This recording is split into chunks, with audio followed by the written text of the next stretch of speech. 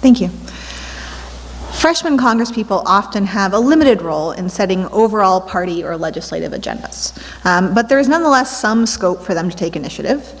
If elected to Congress, are there any specific bills you already have in mind that you intend to introduce, and are there any specific congressional committees you hope to join? Jan McDowell. One thing I would like to push for is what I call income is income, where we have one set of rules for all the income, whether it be capital gains, which is now typically the income of the wealthy, or what's ordinary income, which is what we all get from our paychecks or profit from our small businesses. I think that would go a long way toward shrinking the income and wealth inequality gap, which is just a central problem to everything about our society and our government.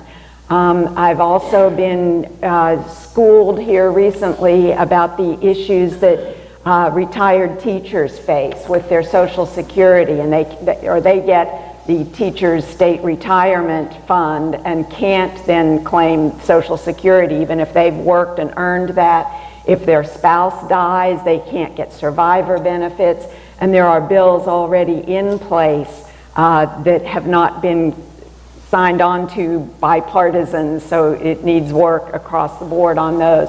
There are lots of things I'd like to jump into that are already in place. My income is kind of a new thing that I think would rock a lot of boats and cause a lot of change and positive movement for our nation. Kim Olson.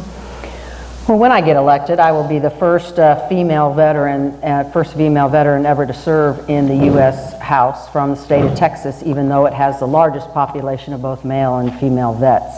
And I would like to join the Defense Appropriations Committee, as I spoke to earlier. One, because I think it's important that we end these endless wars. I have a son today that wears a uniform, and I think it's insane that he goes back to the same combat zone that his mother went to. And that if we do that, that will free up trillions of dollars. I don't know if you just saw the last budget. These wars have cost us almost $4 trillion, y'all. What could we have done with that? We could have had health care for everyone. We could have restructured our education system. We could do a huge infrastructure package. We could tuck environmental reforms underneath that kind of bill. And it can only work if you put people in these positions who have the experience, that can speak truth to power, that can talk about what it does not only to the nation and to its armed forces when you have these endless wars, but what it does to us as a global leader in the world. We should be the peacemakers of the world, not the perpetuators of constant war in the Middle East. Sam Vega. As for a specific committee that I would like to be a part of, I don't have one in mind beyond anything that might have to do with the Green New Deal, which I think would just be exciting. But beyond that, I would like there to be something that really focuses on the protection of women in this new day and age of the internet. I personally know many women in my life, too many women in my life, who have gone through sexual harassment, who have gone through rape, who have gone through cyber stalking, if you know what that is. And these are things that aren't really paid attention to because they're so new.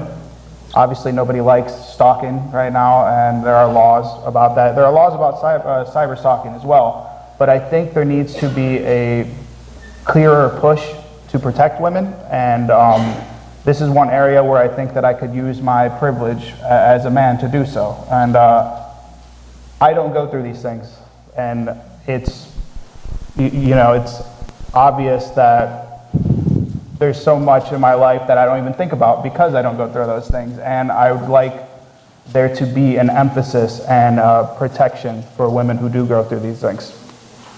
John Begin.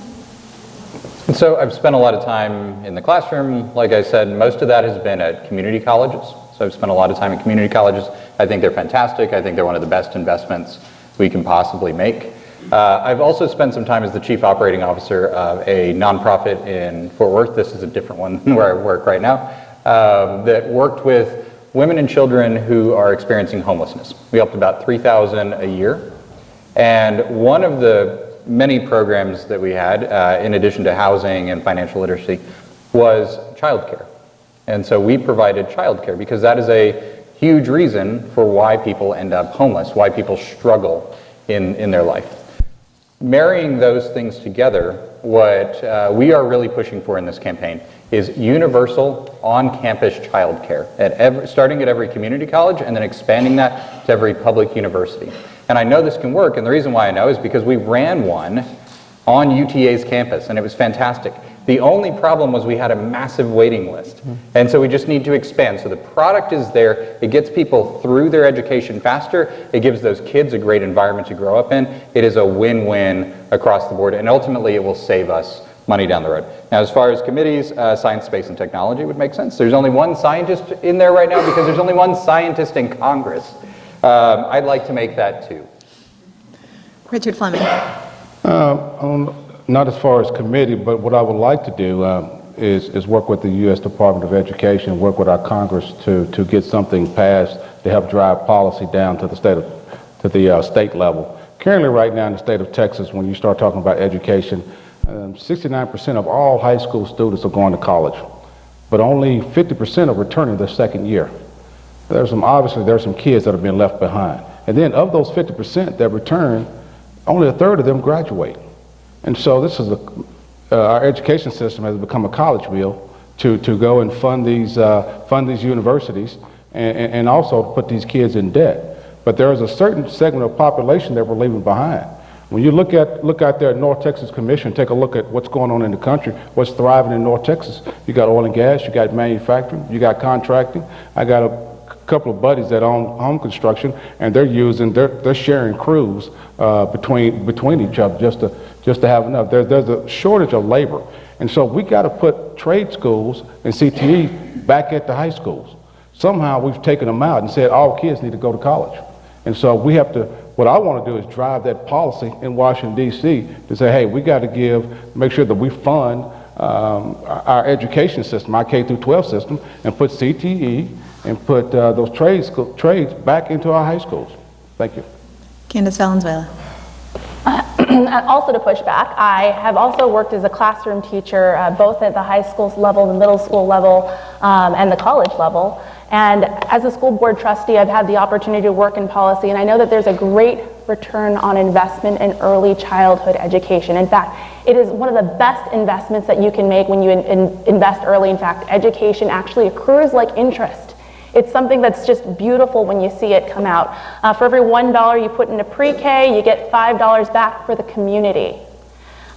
So my committee of choice, to get granular, I'd love to be in a House Appropriations, the Subcommittee of Education. I would be pushing for universal pre-K, and I would be pushing for universal early childhood childcare, making it affordable for every parent to have kids in high quality pre-K and in high quality childcare, because you see reductions in teen pregnancies, you see increases in graduation rates, you see reductions in jail populations when you have that early investment.